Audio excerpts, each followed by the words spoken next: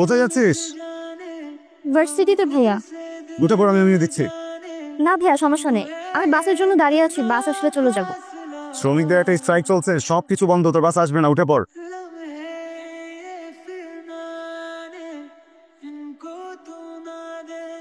কোন সাবজেক্ট নিয়ে পড়ছিস? কি হয়েছে তো? ও ভাইয়া, এক্সাম তো, তাই একটু টেনশনে আছি। কি প্রশ্ন করছিলে? জিজ্ঞেস করছি তুই কোন সাবজেক্ট নিয়ে পড়ছিস। আমি বিবিএ নিয়ে। অনার্স শেষ করে জব করার ইচ্ছা আছে? হ্যাঁ ভাইয়া, তা তো আছেই। খালাকালুর কি অবস্থা, বাসা সবাই কেমন আছে? সবাই ভালো আছে আলহামদুলিল্লাহ। খালামণি খালুজান কেমন আছে? আলহামদুলিল্লাহ, বাসা ভালো আছেন। ওদিন বাসায় আসিলেন না কেন? সবার সাথে দেখা করে দিতে। তো তারাই ছিলাম রে, ওরকম তো পারিনি, বাট এরপর থেকে আসবো।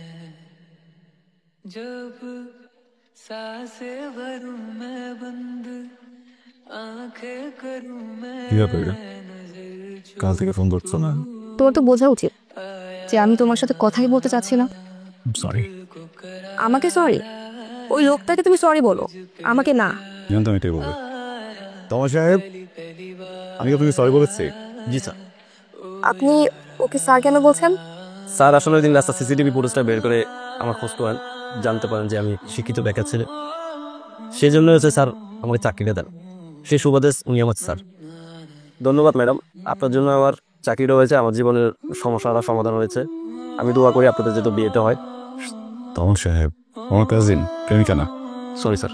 ওকে, আসতে পারেন। সরি পয়জন সন। এই, তোমার সাথে কি আমার প্রেমিক প্রেমিকা সম্পর্ক? হ্যাঁ, দাবি করেছি। আমি তো বুঝতে পেরেছি, কিন্তু আমি এটাই বুঝি না মানুষ আমাদেরকে কেন এটা ভাবে। সবাই কেন এটা মনে করে আমিও বুঝি না। এখন শান্তি পেলে? ওই লোকটা যেহেতু শান্তি পেয়েছে, আমিও শান্তি পেয়েছি। অনেক পেইন হয়েছে না? অনেক পেন তুচ্ছ হয়ে খেয়েছে আমি।